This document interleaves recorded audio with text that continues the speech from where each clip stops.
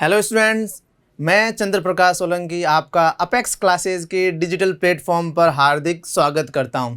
Students, last class के अंदर हमने बात की थी गोलीय दर्पण के अंदर वक्रता त्रिज्या और फोकस दूरी के मध्य संबंध की, जिसमें R=2f होता है।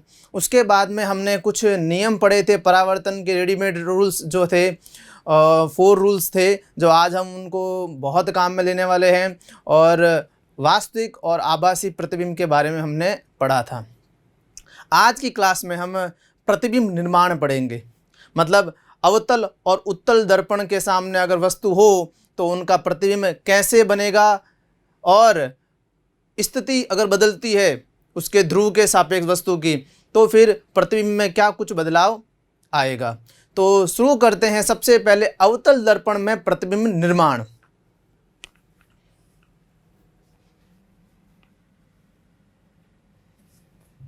अवतल दर्पण में प्रतिबिंब निर्माण।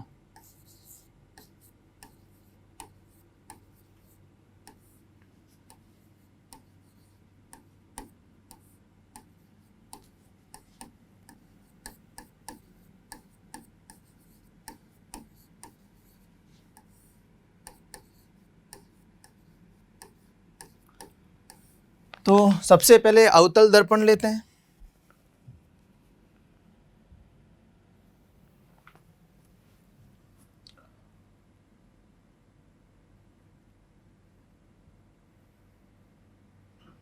यह अवतल दर्पण है हमारे पास एक,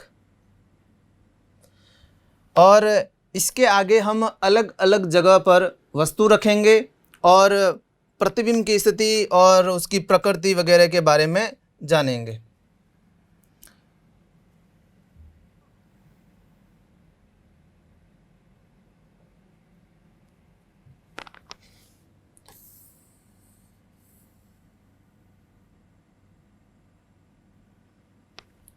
ये मुख्य अक्ष हो गई।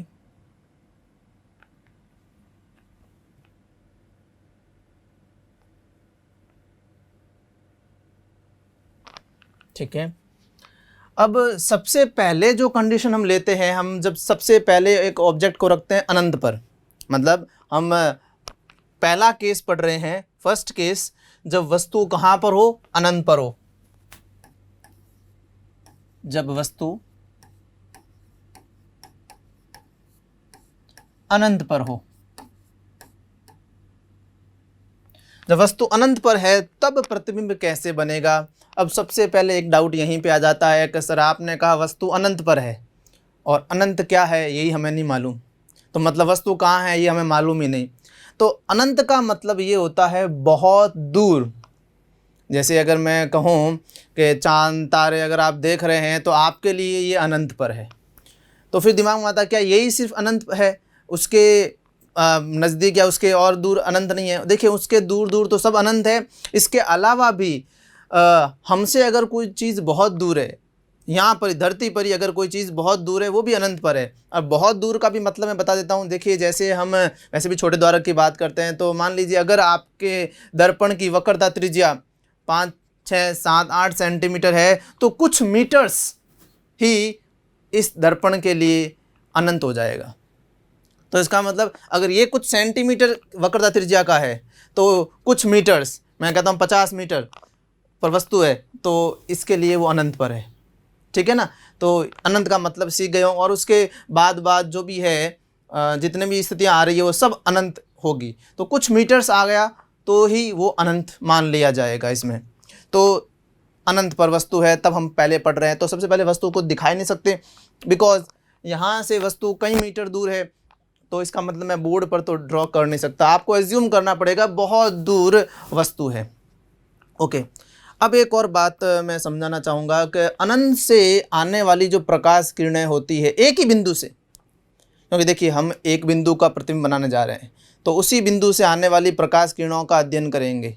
ठीक है। और सारी प्रकाश किरणों का अध्ययन नहीं करेंगे। देखिए एक ही बिंदु से बहुत सारी प्रकाश किरणें आती है, और वो सारी प्रकाश किरणें दर्पण के लगभग हर भाग से रिफ्लेक्ट परावर्तित होती है, और परावर्तित होने के बाद एक बिंदु पर मिलती है, और जहाँ मिलती है वहाँ पर प्रतिबिंब बनता है। ये मैंने आपको समझाया था पहले भी, और फिर मैं आपको बता दूँ ये चीज़ आपको कि इस तरीके से मान लीजिए कोई भी एक बिंदु है, ये मान लीजिए कोई एक बिंदु है और इससे कई सारी प्रकाश किरणें आ रही होती है।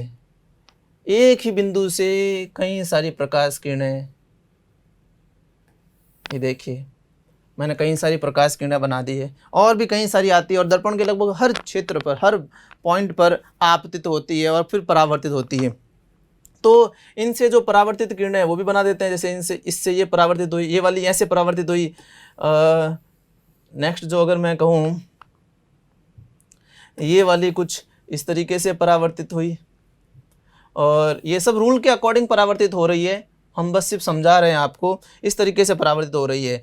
तो हम देख रहे हैं परावर्तित होने के पश्चात ये इस बिंदु पर मिल रही है, तो यहाँ पर इसका प्रतिबिंब बनेगा। तो प्रतिबिंब की जगह मालूम पड़ जाती है कैसे, एक ही बिंदु से आने वाली, अगर एक किसी बिंदु का प्रतिबिंब चाहिए कहाँ बनेगा, तो उस बिंदु से आने वाली प्रकाश किरणों का अध्ययन कीजिए, और वो सारी प्रकाश किरणें दर्पण से परावर्तित होने के बाद कहाँ पर मिलती है, देख लीजिए, वहाँ पर प्रतिबिंब बनेगा। अब हम इतनी सारी प्रकाश किरणें क्यों बनाएं, अनगिनत प्रकाश किरणें आती है एक ही बिंदु से, तो हमें तो पोजीशन चाहिए। अगर मैं ये 3 प्रकाश किरण नहीं बना के 2 ही बनाता तो भी मेरे को तो ये जगह तो मिल ही जाती, कहाँ पर बना।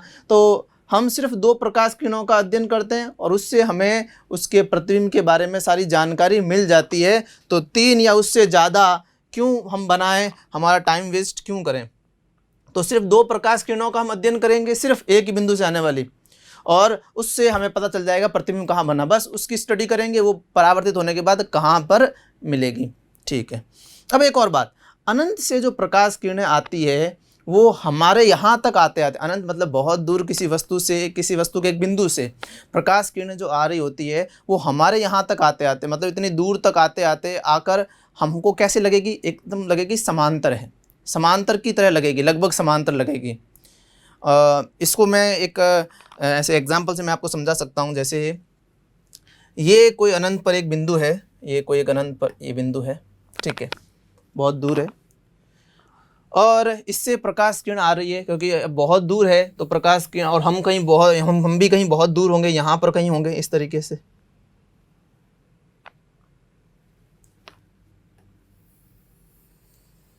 इस तरीके से ये देखेंगे प्रकाश किरण आ रही है बहुत दूर से, किसी एक बिंदु से बहुत दूर, और हम यहाँ पर है, दर्पण यहाँ पर है अपना। ओके, एक और प्रकाश किरण इससे निकाले, इसी बिंदु से निकलती हुई प्रकाश किरण, देखिए कुछ इस तरीके से, ये दोनों एक ही बिंदु से निकली हुई प्रकाश किरणें, ठीक है कि नहीं है। अब आप खुद देखें, और मैं जिस पोर्शन को आपको दिखाना चाहता हूँ उसी को देखें। जैसे मैं कहता हूँ मेरे जो हथेली है इसके इधर वाले पोर्शन को आप देखिए, सिर्फ इधर वाले पोर्शन को, बाकी वाले पोर्शन को मत देखिए, तो आपको लगेगा यहाँ ये समांतर के लगभग है। ये एकदम एग्जैक्ट समांतर तो मैं भी नहीं कह रहा हूँ, पर ये आपको लग रहा है हाँ ये समांतर, लगभग समांतर जैसी दिख रही है। बट हम इस वाले पार्ट को समांतर कभी नहीं कह सकते, इस वाले को भी हम समांतर कभी नहीं कह सकते, इस वाले पार्ट को भी नहीं। पर जैसे जैसे हम आगे जा रहे हैं, जैसे जैसे देख रहे हैं कि एक ही बिंदु से, ये देख सकते हैं आई एक ही बिंदु से, पर जितनी दूर जाएगी ये, तो जितनी दूर जाएगी तो वैसे वैसे ये लगेगी कि जैसे हाँ ये समांतर हो रही है। तो इतने वाले पोर्शन को देखने पर भी हमें थोड़ा बहुत समांतर दिखने लग गया। और मैं तो क्या कह रहा हूँ, वस्तु है अनंत पर, ये यहाँ पर है ही नहीं, ये तो यहाँ से तो ये 2 मीटर की दूरी है मुश्किल से, तो ही देखो 2 मीटर से आ रही होती है, तो ही हमको यहाँ पर आते आते मिलते हुए हमको समांतर दिखने लग गई। तो आप खुद ही देखिए, अगर यही बिंदु जो है वो अगर 50 मीटर दूर होता है ना, तो आप सोचिए कि वहाँ से जो प्रकाश किरणें आती है इस बिंदु से, तो यहाँ तक आते आते, हमारे यहाँ तक दर्पण तक आते आते बहुत हद तक समांतर हो जाती होगी। तो इसलिए हम क्या कहते हैं कि वस्तु अनंत से है तो वहाँ से आने वाले किसी भी एक बिंदु का प्रतिबिंब बनाना है तो हम समांतर किरणें लाते हैं, तो उसका रीज़न है ये। और आप देखेंगे भाई चांद तारे, इन चीज़ों से जो प्रकाश किरणें हमारे पास में आ रही है, हमारे यहाँ तक आ रही है, उनको तो हम कहेंगे समांतर ही है, वो तो बहुत अच्छे से समांतर हो गई होगी, ठीक है, क्योंकि वो उसकी दूरी तो बहुत ही ज़्यादा है। इतनी सी दूरी में इतनी अच्छी समांतर हो गई। तो यही कारण है कि हम जो अनंत से आने वाली प्रकाश किरणों को जब दर्पण पर आपतित करते हैं तो समांतर लाते हैं, एकदम समांतर। ठीक है, तो समांतर लाने का कारण आपको समझ में आ गया होगा। तो लाते हैं दो प्रकाश किरणें जो आपस में समांतर होगी। क्यों? एक ही बिंदु से आ रही है और वो अनंत पर है तो आपस में समांतर होगी। तो दो प्रकाश किरण को लेके आते हैं। सबसे पहले प्रकाश किरण, इसमें फोकस वगैरह ये सब दे दीजिए। पोल ध्रुव कहाँ पर है? ये ध्रुव है यहाँ पर, और यहाँ पर हो गया वक्रता केंद्र C, और यहाँ पर हो जाएगी फोकस हमारा F। ठीक है, बीचों बीच में हम फोकस को बना देंगे। ओके, अब समांतर किरणें लानी है क्योंकि एक ही बिंदु से हमें किसी एक बिंदु का जो अनंत पर की वस्तु है उसके किसी एक बिंदु का प्रतिबिंब बनाना है। ठीक है, तो ये पहली किरण उससे आने वाली, ठीक है, एक और प्रकाश किरण बना देते हैं उससे आने वाली, और इसी के समांतर भी होगी, इसी के समांतर होगी क्योंकि जितनी भी प्रकाश किरण एक ही बिंदु से आ रही है अनंत से, अनंत की रखी हुई इसकी वस्तु से, वो सब दूर से आते यहाँ तक आते आते आपस में समांतर हो जाती है। इस तरीके से देख लीजिए, दो समांतर किरणें जो एक ही बिंदु से आ रही होती है। और जानबूझ के मैं इस वाली प्रकाश किरण को मुख्य अक्ष के समांतर लेके आया क्योंकि लाने को तो मैं कैसे भी ला सकता हूं, परंतु मुझे कोई ना कोई 4 रूल में से कोई एक रूल को फॉलो करते हुए आए प्रकाश किरण ऐसी लानी है ताकि उसका परावर्तन मैं बहुत जल्दी और अच्छे से कर सकूं। क्योंकि इनका परावर्तन हमको डायरेक्ट मालूम है कैसे होगा, इनको कहाँ से होके जाएगी। तो साथ साथ में हमें ये भी ध्यान रखना है किसी न किसी एक नियम का पालन करते हुए, उन 4 में से किसी एक नियम का पालन करते हुए प्रकाश किरणें लाएं। लाने को तो वो बिना किसी नियम का इन 4 में से किसी और नियम से भी ला सकते हैं, यूं भी ला सकता हूँ, इधर भी ला सकता हूँ, कोई दिक्कत की बात नहीं है, ऐसे भी ला सकते हैं, हर तरफ से लाया जा सकता है। बट अगर आप हर तरफ से लाओगे तो आपको बार बार परावर्तन का नियम लगाना पड़ेगा, परावर्तन के लॉ लगाने पड़ेंगे, और अभिलंब बनाना पड़ेगा, angle I angle R measure करना पड़ेगा। तो इससे अच्छा हमें जब रूल मालूम है कुछ हैं तो फिर उनका यूज़ करें। तो ठीक है, अब स्टार्ट करते हैं। इस वाले का परावर्तन कैसे होगा, इस वाली प्रकाश किरण का? तो इस वाली प्रकाश किरण का परावर्तन, जैसे ये मुख्य अक्ष के समांतर है तो मुख्य अक्ष के समांतर किरण जो होती है परावर्तन के पश्चात फोकस से होते हुए निकल जाती है। ये देखिए इस तरीके से फोकस से होते हुए निकल गई। ठीक है, अब दूसरी वाली का परावर्तन करते हैं। तो दूसरी वाली कैसे आई है? ये भी देखिए मुख्य अक्ष के समांतर है, इसका भी जब परावर्तन होगा तो परावर्तित किरण, ये वाली भी परावर्तित किरण मुख्य फोकस से होते हुए चली जाएगी। ये वाला देखिए मुख्य अक्ष के समांतर फोकस से होते हुए जाएगी, और ये भी देखिए मुख्य अक्ष के समांतर फोकस से होते हुए जाएगी। ठीक है, दोनों परावर्तित किरणें बना दी। और मैंने क्या बताया था कि अगर दोनों परावर्तित किरणें या दो परावर्तित किरणें जहाँ पर मिलेगी वहाँ पर ही क्या बनेगा? प्रतिबिंब बनेगा। तो देख लीजिए परावर्तित किरणें कहाँ मिली है, हम देख पा रहे हैं परावर्तित किरणें फोकस पर मिली है, इसका मतलब प्रतिबिंब कहाँ बनेगा? फोकस पर बनेगा। ठीक है, तो प्रतिबिंब पता चल गया फोकस बन रहा है। वास्तव में मिल रही है, देखिए वास्तव में परावर्तित किरणें मिल रही है इस बिंदु पर, तो वास्तविक प्रतिबिंब बना है। और बात करें कैसा बना है, तो अगर बात करें कितना बड़ा या छोटा बना है, तो उसके लिए देखिए हम जितने भी केस ले रहे हैं हमेशा वस्तु जो है मुख्य अक्ष पर रखी होती है, हमेशा वस्तु को मुख्य अक्ष पर रखा जाता है। तो मान लीजिए मैं क्या नाम वस्तु के टॉप से, वस्तु के सबसे शीर्ष पॉइंट से दो प्रकाश किरणें लेके आया हूँ, तो लगभग वस्तु जो बहुत दूर होगी वो कुछ ऐसे इस तरीके से खड़ी वस्तु होगी।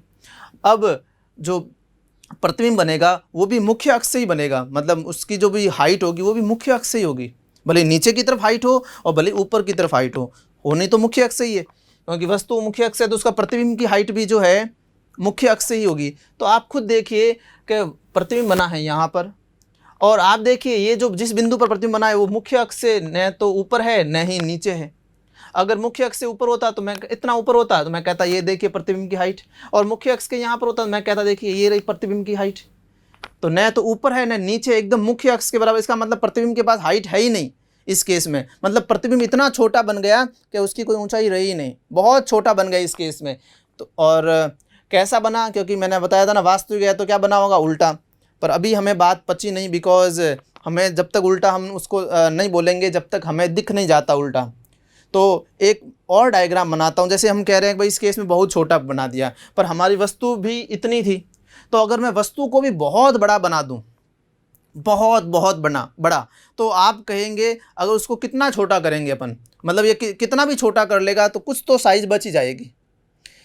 इस केस में वस्तु इतनी है साहब, बहुत दूर है, वस्तु इतनी है, तो उसका तो बिंदुवत बन गया, बिंदु के जैसा बहुत छोटा बन गया। तो इस केस में अगर अपन को देखना है कि उल्टा बना या सीधा बना, उसको समझना है, तो उसके लिए हमें क्या करना पड़ेगा, वस्तु को बहुत ही ज़्यादा बड़ा ले लो। और जब वस्तु बहुत ही ज़्यादा बड़ी होगी तब ये दर्पण उसको छोटा करेगा, पर छोटा करके कितना छोटा कर लेगा, इतना तो छोटा करेगा जिससे हमें पता चल जाए वस्तु सीधी हो गई या फिर उल्टी। ठीक है, तो नेक्स्ट केस इसी का लेते हैं जब वस्तु अनंत पर हो, बट इस बार वस्तु को कुछ बड़ा बना देते हैं। तो नेक्स्ट केस में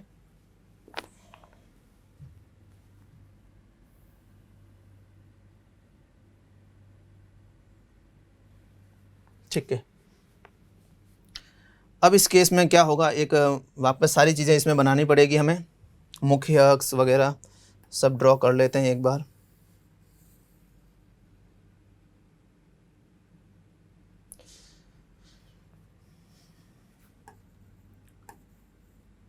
ये है फोकस, और ठीक है, यहाँ पर हम फोकस बोल सकते हैं इसको। ठीक, अब मैं कुछ और तरीके से प्रकाश किरण लेके आ रहा हूँ, फिर हम उसको समझेंगे भी। एक प्रकाश किरण मैं लेके आ रहा हूँ इस तरीके से,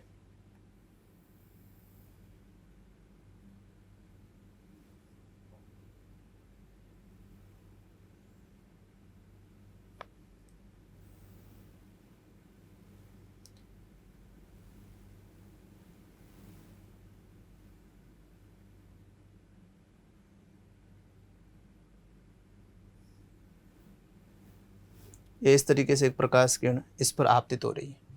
ठीक है, अब दूसरी प्रकाश किरण मैं लाऊं जो वस्तु अनंत पर है, तो आपको मालूम है अगर दूसरी प्रकाश किरण भी लाऊंगा तो पहली वाली प्रकाश किरण के समांतर लाऊंगा, क्योंकि एक ही बिंदु से आने वाली प्रकाश किरण हम ला रहे हैं और अनंत पर है इसलिए आपस में समांतर होती है। तो दूसरी प्रकाश किरण लाऊंगा और इसके समांतर लाऊंगा। देखो पहली वाली लाया है तो मैं उसको सी से लेकर आया हूँ नियम का पालन करते हुए, तब दूसरी वाली भी लेके आऊँ, पर ऐसे लाऊं ताकि वो भी किसी नियम का पालन करे, ताकि उसका परावर्तन भी आसानी से हो सके। तो मैं कुछ इस तरीके से ले आता हूँ। देखिए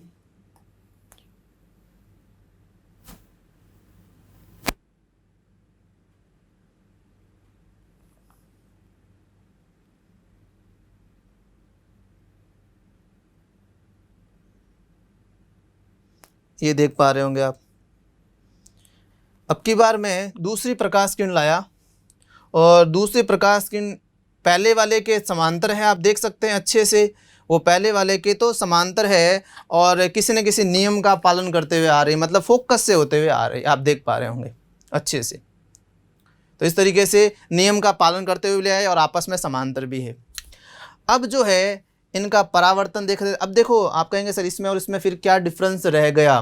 देखिए अब आप खुद सोचिए, मैंने क्या कहा, हम हमेशा वस्तु को कहाँ पर रखा हुआ मानते हैं, प्रिंसिपल एक्सिस, मतलब मुख्य अक्ष पे रखा हुआ मानते हैं, मतलब वहीं से हम समझते हैं उसका जो नीचे वाला पार्ट वहाँ पर रखा हुआ है और वो वस्तु इस तरीके से ऊंचाई पर है। अगर ये प्रिंसिपल एक्सिस है तो यहाँ पर वस्तु रखी हुई है, इस तरीके से उसकी हाइट है। ओके, तो मैं आपको एक बात समझाता हूँ। मान लीजिए आप अपने आप को इन प्रकाश किरण पर बैठा मान लें, आप बैठे हुए इस प्रकाश किरण पर, कहाँ से आ रही है, ये किसी बिंदु से आ रही है। ओके, कहाँ है वो बिंदु, अनंत पर है, तो आप जाइए फिर अनंत की तरफ, उस बिंदु पर ही जाइए। तो मतलब मान लीजिए 50 मीटर है, तो बैठ जाइए यहाँ पर और 50 मीटर की मैं आपको यात्रा कराता हूँ। अब आप खुद देखेंगे प्रकाश किरण जा रही है इस तरीके से, है ना, और जब 50 मीटर तक आप जाएंगे तब तक ये ऊंचाई पर जाती रहेगी, ऊंचाई पर जाती रहेगी, ऊंचाई पर जाती रहेगी। आप देख पा रहे होंगे 50 मीटर पर ये अगर मुख्य अक्ष से इसकी ऊंचाई आप सोचें, आप 50 मीटर पर जाके मतलब वो बिंदु मिल गया जहाँ से आए थे, वहाँ पर आप खड़े हो अब, और आप नीचे देखिए प्रिंसिपल एक्सिस मतलब मुख्य अक्ष कितनी नीचे है और वस्तु उस बिंदु से मुख्य अक्ष तक है, इतनी ऊंचाई पर है। तो देखिए इस केस में हमने इस तरीके से प्रकाश किरण लाकर हमने आपको समझा दिया कि इस केस में मैंने वस्तु को बहुत बड़ा लिया है, क्योंकि ये 50 मीटर पर जाके जिस बिंदु पर मिलेगी उसकी मुख्य अक्ष से जो ऊंचाई होगी वो बहुत ही ज़्यादा, इस केस में बहुत ही ज़्यादा, ठीक है ना। तो इस केस में हमने जानबूझ के बड़ा ऑब्जेक्ट लिया ताकि कुछ पता चल सके कि ये सीधा बनेगा या उल्टा बनेगा। चलो अब हम नियम का पालन करते हुए इनको परावर्तित कर देते हैं। ओके, स्टार्ट करते हैं। सबसे पहले जो सी से आने वाली है उसमें तो कोई झगड़ा ही नहीं है, वापस उसी दिशा में लौटा दीजिए।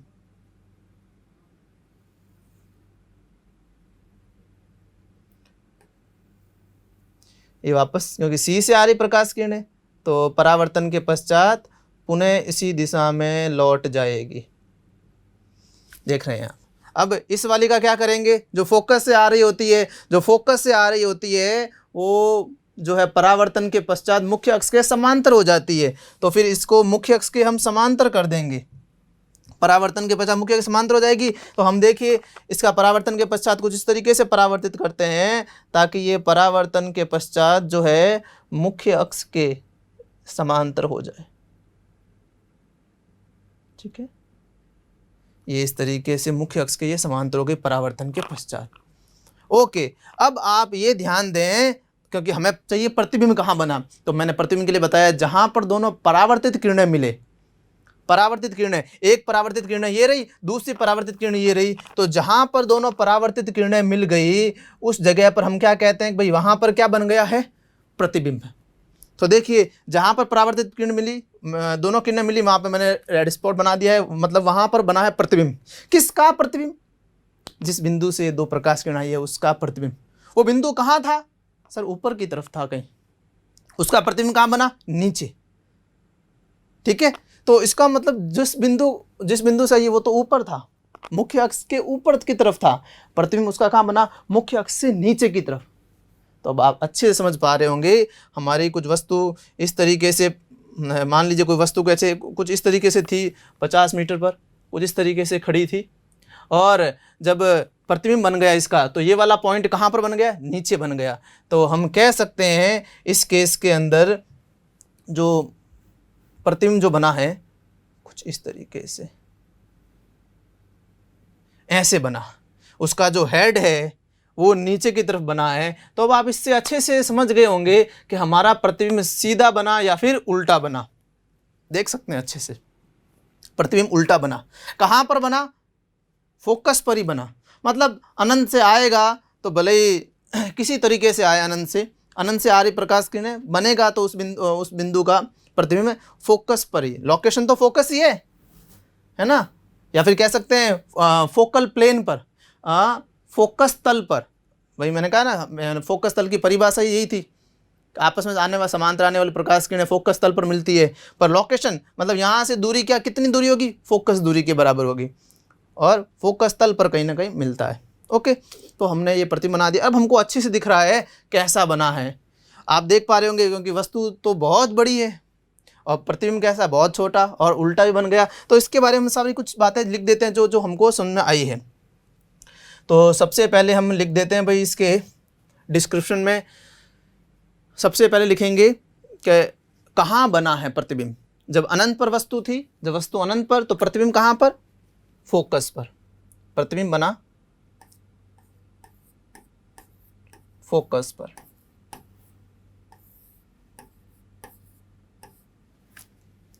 ओके, और दूसरी बात करें कैसा बना, वास्तविक बना या फिर आभासी बना। वास्तव में प्रकाश किरणें, परावर्तित प्रकाश किरणें मिली है, इसलिए वास्तविक बना है,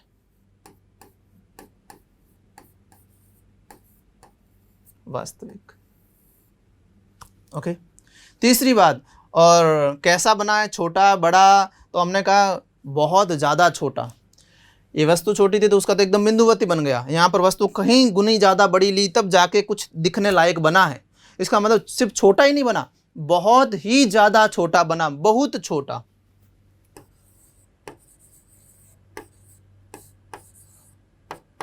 बहुत छोटा। और बात करें सीधा उल्टा, और देखिए उल्टा बना, और मैंने आपको पहले भी एक बार बताया था वास्तविक है तो हमेशा उल्टा बनेगा और हमें बनता हुआ दिखेगा।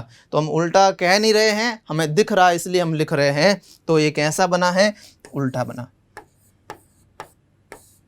ओके, तो ये दो जो एक स्थिति तो हमने कर ली जब वस्तु कहाँ पर है, अनंत पर है, तब के बारे में तो हमने बात कर ली। अब दूसरी स्थिति के बारे में बात करेंगे, जब अब वस्तु को थोड़ा नज़दीक लाओ, वस्तु अभी अनंत पर थी, अब वस्तु थोड़ी नज़दीक आ जाएगी। आप कह सकते हैं कि ऐसा हो जाएगा जिसकी यहाँ से दूरी जो है फाइनाइट दूरी होगी, या फिर कह सकते हैं सी से परे दूर होगी, अभी भी दूर होगी इससे, पर सी से परे होगी, सी से कुछ दूरी पर होगी। ठीक है, तो बनाते हैं फिर इसके लिए।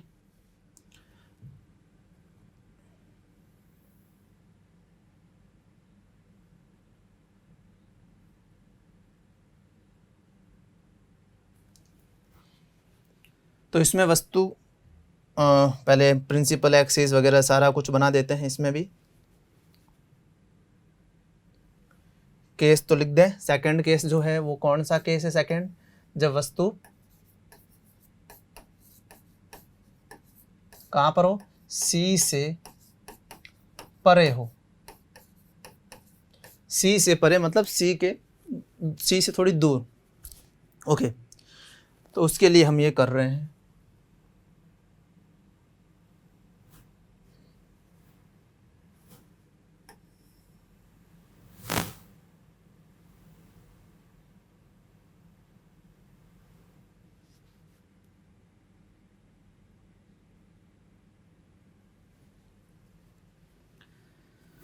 इसमें फोकस दूरी वगैरह जो जहाँ हैं वैसे बता देते हैं। ये ध्रुव,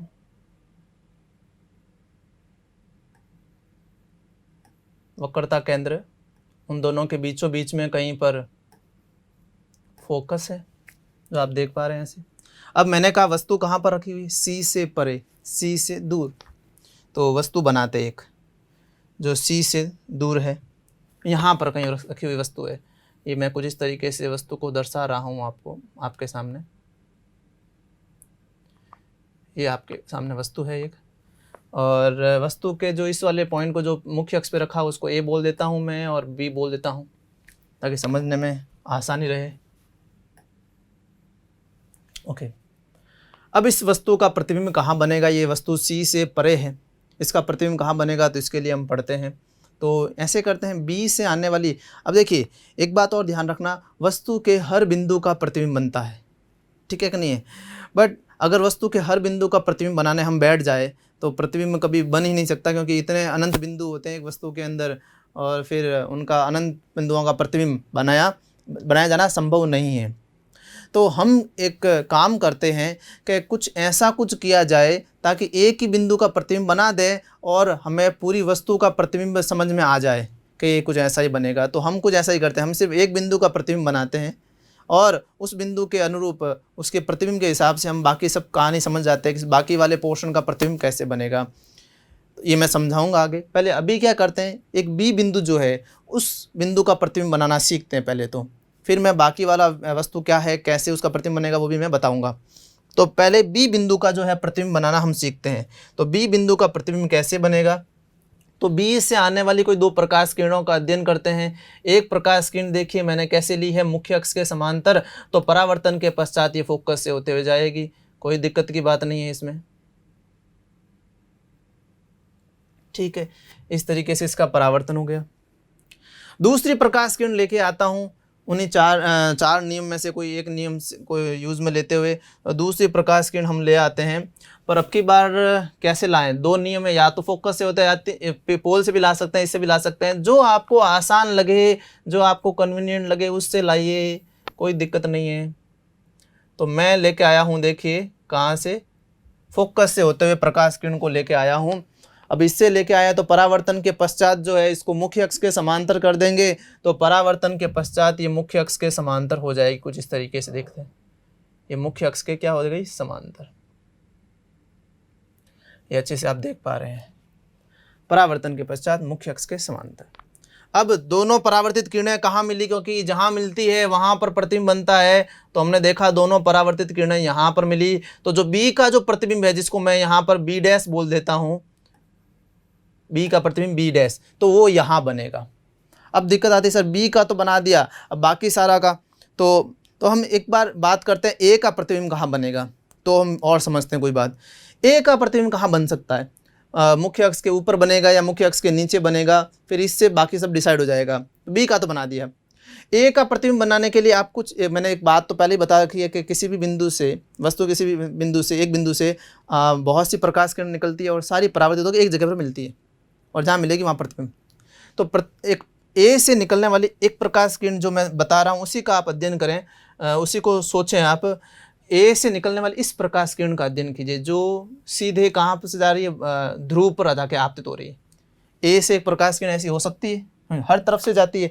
तो एक ए से निकलने वाली प्रकाश किरण, एक खुद मुख्य अक्ष पर है तो मुख्य अक्ष के समांतर एक या फिर मुख्य अक्ष के ऊपर ही अलॉन्ग एक प्रकाश किरण को अज्यूम करें। आप अज्यूम कर लिया आपने।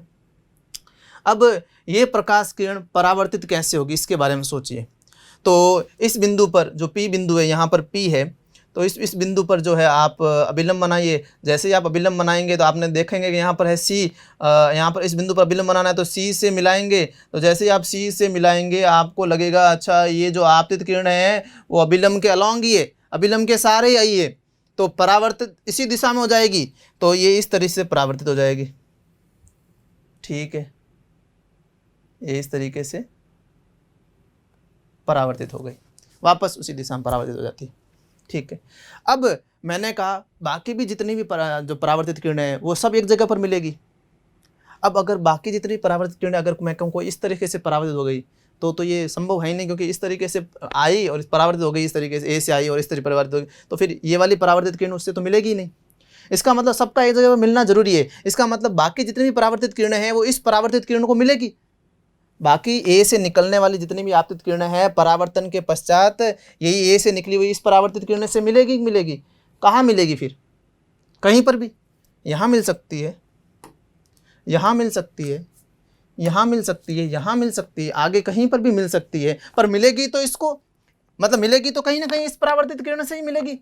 और ये परावर्तित किरण कहाँ पर है? मुख्य अक्ष पर। तो एक बात हमें ये चीज़ समझ में आ गई कि ए का जो प्रतिबिंब बनेगा वो बनने को तो मैं नहीं कह सकता कहाँ बनेगा, बट ये तो फिक्स हो गया ए का जहाँ पर भी प्रतिबिंब बनेगा वो मुख्य अक्ष पर ही होगा, क्योंकि जो एक परावर्तित किरण पकड़ ली हमने ए से निकलने वाली वो मुख्य अक्ष के सहारे जा रही है, तो बाकी सब भी उससे मिलेगी।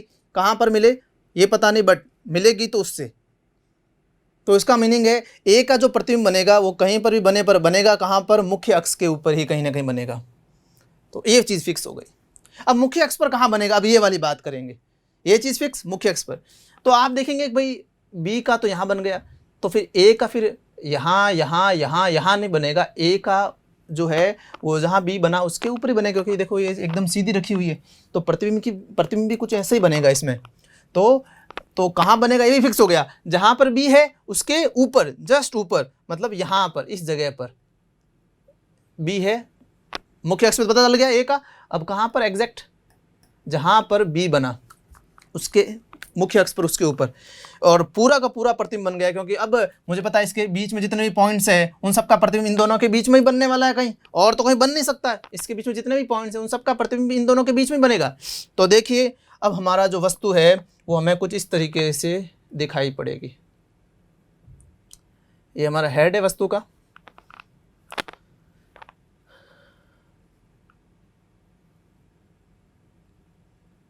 ये देखिए वस्तु का हेड नीचे की तरफ बन गया है नहीं। तो इस तरीके से हमने इसका प्रतिबिंब बना दिया। ओके, और प्रतिबिंब कैसा बना उसके बारे में सारा डिस्क्रिप्शन हम लिख सकते हैं, आप देख सकते हैं प्रतिबिंब कहाँ बना है। सबसे पहली बात तो प्रतिबिंब बना है आपके सी और एफ के बीच में। तो सबसे पहले हम ये चीज़ लिख देते हैं, प्रतिबिंब बना है सी और एफ के बीच में।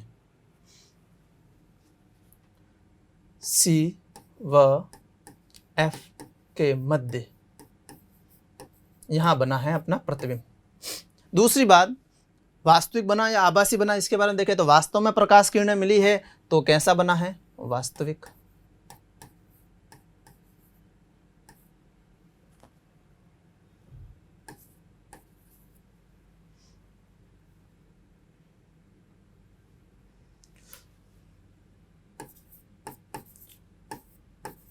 वास्तविक। ओके, कैसा, छोटा या बड़ा?